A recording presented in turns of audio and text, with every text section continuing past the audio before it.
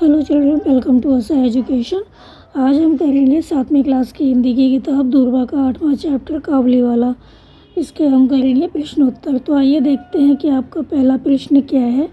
पहला प्रश्न है, मिनी को ऐसा क्यों लगता था कि काबुलीवाला अपनी झोली में चुराए हुए बच्चों को छिपाए हुए हैं। तो मिनी को ऐसा क्यों लगता था कि जो काबुलीवाला है वो अपनी झोली में बच्चों को चुरा कर छिपा कर ले जा रहा है।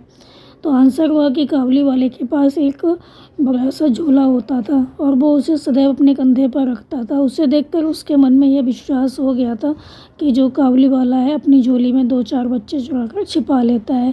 तो यह विश्वास उसे अपनी माँ के द्वारा भी आ सकता है, क्योंकि घर के जो बड़े होते हैं बच्चों को डराने के उद्देश्य से ऐसी बातें कह देते हैं। तो ऐसी बातें वो इसलिए कहते हैं कि जो बच्चे हैं वो डर जाएं और अजनबियों के पास ना जाएं, अजनबियों से दूर रहें। तो इस तरह वो क्या करना चाहते हैं, जो बड़े होते हैं घर के लोग होते हैं, इस तरह डराकर बच्चों को अजनबियों से दूर रखने का प्रयास करते हैं। फिर आपका अगला प्रश्न है कि मिनी की काबुलीवाले से मित्रता क्यों हो गई। तो जो काबुलीवाला था, मिनी के पिताजी के अतिरिक्त ऐसा दूसरा व्यक्ति था जो मिनी की बात बहुत ध्यान से सुनता था। वो हमेशा मिनी को बादाम किशमिश देता था और उसका दिल बहलाने के लिए वो क्या करता था, मज़ेदार बातें किया करता था। बस इसी कारणों से दोनों के मध्य जो दूरियां थी वो समाप्त हो गई और वो अच्छे मित्र बन गए। फिर आपका अगला प्रश्न है, काबुलीवाला हमेशा पैसे क्यों लौटा देता था। तो काबुलीवाला मिनी से बहुत प्यार किया करता था। मिनी जैसी उसकी भी एक बेटी थी। तो मिनी को खुश करके उसे लगता था जैसे वो अपनी बेटी को खुश कर रहा है। तो वह मिनी के लिए काजू बादाम किशमिश लाता था और बेटी के लिए लाई भेंट के लिए पैसे लेना उसे अच्छा नहीं लगता था। इसलिए वह उसके बदले दिए जाने वाले जो पैसे थे वो लौटा देता था। वो नहीं चाहता था कि जो मिनी है वो उसको पैसे दे, क्योंकि वो उसको अपनी बेटी जैसी लगती थी। फिर आपका अगला प्रश्न है कि वर्षों बाद मिनी के पिता ने काबुलीवाले को उसकी किस बात से पहचान लिया। तो जब वर्षों बाद मिनी के पिता से मिलने काबुलीवाला आया तो वह उसे उसकी हंसी देखकर पहचान गए। तो उनको समझ में आ गया, हंसी उन्होंने सुनी तो उसको समझ में आ गया ये तो काबुलीवाला है। फिर आपका अगला प्रश्न है कि रहमत ने एक धोखेबाज आदमी को छुरा मार दिया। क्या अगर तुम रहमत की जगह होते तो क्या करते। अगर तुम रहमत की जगह होते तो क्या करते। तो रहमत ने एक धोखेबाज आदमी को छुरा मार दिया। उसके द्वारा ऐसा करना उचित नहीं था। यदि मैं रहमत की जगह होता तो उसको धोखाधड़ी करने के आरोप में जेल में बंद करवा देता। सबसे पहले पुलिस थाने में जाकर उसकी रिपोर्ट लिखवाता तथा उसमें मुकदमा दायर करता। यह प्रण भी लेता कि बिना सोचे समझे किसी को उधार नहीं दूंगा। तो मैं उसको छुरा नहीं मारता, बल्कि पुलिस थाने में जाकर उसकी रिपोर्ट लिखवाता और उस पर मुकदमा दायर करता और प्रण लेता, यह प्रतिज्ञा लेता कि मैं किसी को उधार नहीं दूंगा बिना सोचे समझे। फिर आपका अगला प्रश्न है कि मिनी की माँ रहमत पर नज़र रखना चाहती थी, परंतु पिता रहमत को मना नहीं कर पाते थे। तुम्हारे विचार में कौन सही था और क्यों। आंसर हुआ कि मिनी की माँ रहमत पर नज़र रखना चाहती थी, परंतु पिता रहमत को मना नहीं कर पाते थे। तो कहानी पढ़कर ज्ञात होता है कि पिता सही थे, परंतु यदि सोचा जाए तो माताजी भी बिल्कुल सही थी।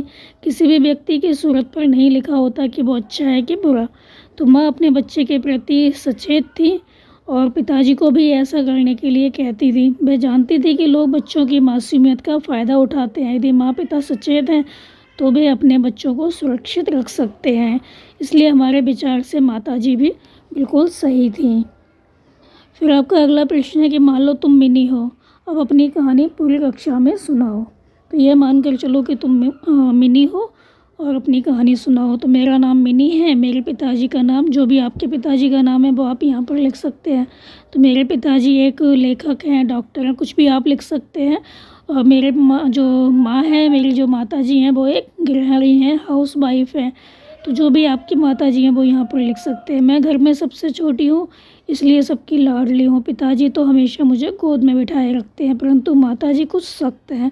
तो मेरे बहुत से मित्र हैं, परंतु काबुलीवाला मेरा सबसे प्रिय दोस्त है। वह रोज़ शाम को घर आता है, हम दोनों मिलकर बहुत सी बातें करते हैं। वह मेरे लिए हमेशा बादाम और किशमिश लाता है। माताजी सदैव मुझे उससे बात करने के लिए मना किया करती हैं, परंतु मुझे उनका ऐसा करना अच्छा नहीं लगता। काबुलीवाला मेरा सबसे अच्छा मित्र है और मैं उससे बात करना बंद नहीं कर सकती हूँ। फिर आपका अगला प्रश्न है कि तुम नीचे लिखे वाक्य को अपनी भाषा में कैसे कहोगे। पलक झपकते ही रहमत का चेहरा आनंद से खिल उठा। तो इसे अपनी भाषा में हम कैसे कहेंगे। पंजाबी में इस पंक्ति को इस प्रकार कह सकते हैं, अखा झपक नाल रहमत दा चेहरा आनंद नाल खिल उठिया। तो आपकी जो भी लैंग्वेज है, जो भी भाषा है, वो यहाँ पर आप लिख सकते हैं। फिर आपका अगला प्रश्न है कि नायक नायिका, बालक बालिका, गायक गायिका, लेखक लेखिका, सेवक सेविका, ये जो शब्द दिए गए हैं इनसे आपको बनाने हैं वाक्य। और नायक क्या होता है, नायिका क्या होती है, बालक बालिका क्या होती है, गायक गायिका क्या होती है, लेखक लेखिका किसे कहते हैं, सेवक सेविका किसे कहते हैं, वो आपको बताना है। तो नायक नायिका कौन होती है। फिल्म में मुख्य भूमिका निभाने वाले पुरुष को नायक कहते हैं और मुख्य भूमिका निभाने वाली स्त्री को नायिका कहते हैं। बालक बालिका किसे कहते हैं, छोटे बालक को छोटे बच्चे को बालक कहते हैं और छोटी बच्ची को बालिका कहते हैं। गायक गायिका किसे कहते हैं, पुरुष गाना गाने वाले को गायक कहते हैं, महिला गाना गाने वाली को गायिका कहा जाता है। लेखक लेखिका कहानी उपन्यास लेख नाटक इत्यादि लिखने वाले पुरुष को लेखक कहते हैं और स्त्री को लेखिका कहते हैं। तो कहानी उपन्यास लेख नाटक इत्यादि अगर स्त्री ने लिखी है तो वो ही लेखिका, पुरुष ने लिखा है तो वो हुआ लेखक। सेवक सेविका, घर का काम करने वाले पुरुष को सेवक कहते हैं और स्त्री को सेविका कहते हैं, जो घर पे काम करने आती है, मेड। तो अगर वो पुरुष है तो वो सेवक होगा, स्त्री है वो सेविका होगी। फिर आपका अगला प्रश्न है कि मिनी जोर जोर से पुकारने लगी। मिनी एक शक भरी नज़र से देखती हुई खड़ी रही। शरीर भी कमज़ोर हो गया था। कमबली वाला दरवाजे के पास खड़ा हो गया और कागज़ पर किसी नन्हे हाथ की छाप थी। तो ये प्रश्न जो है वो आप अपने आप करेंगे। इसमें क्या करना है, बार बार बोलकर इनका अभ्यास करना है खाली। फिर आपका अगला प्रश्न है, काबली वाले के साथ बातचीत करने से बाहर जाने का काम हो जाता है। मिनी के पिता का ऐसा कहना बताता है कि वह काबली से बात करके बाहर के देश दुनिया के बारे में जानकारी प्राप्त कर लेता था।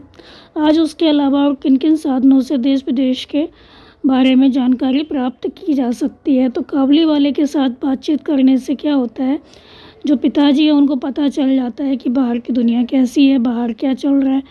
तो वो काबली से बात करके बाहर के जो देश दुनिया है उसके बारे में उनको पता चल जाता है।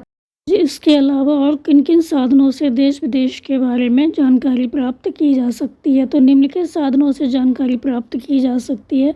आंसर होगा कंप्यूटर, इंटरनेट के माध्यम से, टीवी के माध्यम से हम जानकारी प्राप्त कर सकते हैं, देश दुनिया के बारे में पता कर सकते हैं, सिनेमा के माध्यम से, पुस्तकों के माध्यम से, चित्रों के माध्यम से, समाचार पत्रों के माध्यम से, पत्र पत्रिकाओं के माध्यम से। फिर आपका अगला प्रश्न है, बेस सिर पैर, पलक झपकते ही, बंधी हुई बातें, बात चलना, मुंह फेरना। और दूसरी तरफ दिए हैं तुरंत, बिना मतलब की, चेहरा सामने से हटा लेना, निश्चित बातें, एक ही तरह की बातचीत, बात शुरू होना। तो आपको बताना है कि कौन सा किसके साथ सही बैठेगा। जैसे है बेस सिर पैर की बात करना, उसे हम कहते हैं बेस सिर पैर की बात करना। तो मतलब बेस सिर पैर मतलब होता है बिना मतलब की, पलक झपकते ही माने तुरंत, बंधी हुई बातें मतलब निश्चित बातें, एक ही तरह की बातचीत, बात चलना मतलब बात शुरू होना, मुंह फेरना मतलब चेहरा सामने से हटा लेना, मुंह फेरना चेहरा सामने से हटा लेना। फिर है काबली वाला मेवे बेचता था। नीचे कुछ मेवों के नाम लिखे हैं, उन्हें दिए हुए शब्द जाल में ढूंढो। यह संज्ञा है, इसकी विशेषता बताने वाले जो शब्द हैं उन्हें विशेषण कहते हैं, वो विशेषण होते हैं। जो शब्द विशेषता बताते हैं वो विशेषण कहलाते हैं।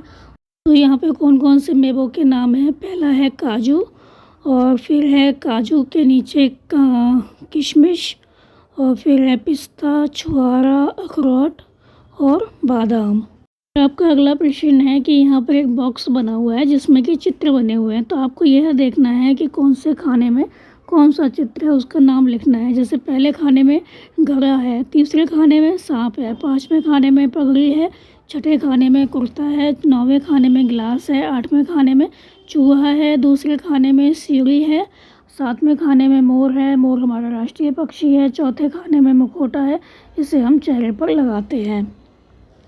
फिर आपका अगला प्रश्न है, बेटी, काबली वाला, खिड़की, झोली, रहमत, ये क्या है, संज्ञा है। इनकी विशेषता बताने वाले शब्द को विशेषण कहते हैं। तुम्हें इनके साथ जो भी विशेषण ठीक लगे उसे लगाकर वाक्य बनाओ। पहला है बेटी, तो बड़ी बेटी बहुत होशियार है। फिर है काबली वाला अच्छा आदमी है। नायक, नाटक में बूढ़ा नायक पहली बार सुना। फिर है जेल, बड़ी जेल में इन्हें भेज दो। खिड़की, विशाल खिड़की मेरे घर में बनाई गई है। फिर है झोली, तुम्हारी झोली में 4 आम हैं। पैर, छोटे पैर बहुत सुंदर लगते हैं। बच्चा, शैतान बच्चा हंस रहा है। फिर है रहमत, तो रहमत ईमानदार है। तो ये थे इस चैप्टर के प्रश्न उत्तर बच्चों। आप इनको अच्छे से समझ कर याद कर लीजिए और हमारे चैनल असा एजुकेशन को लाइक कीजिए, सब्सक्राइब कीजिए और शेयर करना बिल्कुल मत भूला करिए। Thank you.